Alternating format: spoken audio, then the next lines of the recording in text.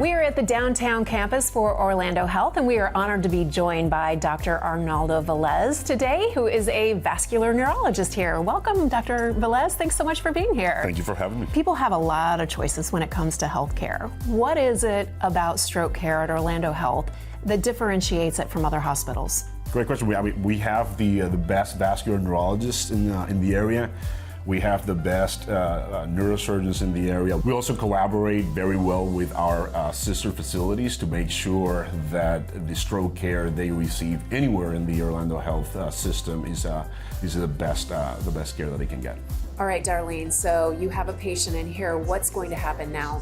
So we call a stroke alert overhead, and then the stroke team responds to the bedside. At which time the primary ED nurse gives handoff to our stroke responder, Mallory. Okay, perfect. How old are you there? You know what the month is? She actually just gets a history from the patient and then starts her NIH assessment to determine the level of severity of her stroke so that she can report that off to the physicians when they come in. This is a stroke response team, and it is completely original. We actually implemented that in 2005, and they actually come to the bedside and start the process, and they facilitate the whole stroke alert process.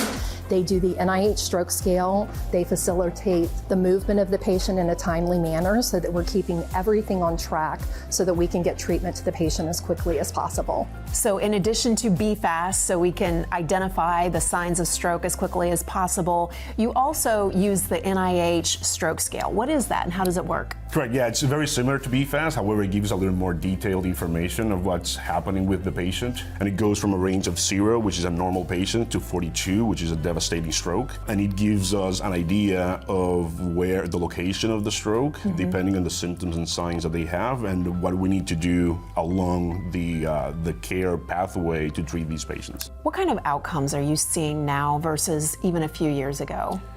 Yeah, so the outcomes that we have and currently experience in our hospitals are getting better all the time, but it's as much as important from our perspective as the patient's perspective, making sure that they get in time to allow us to do what we do best and treat stroke patients.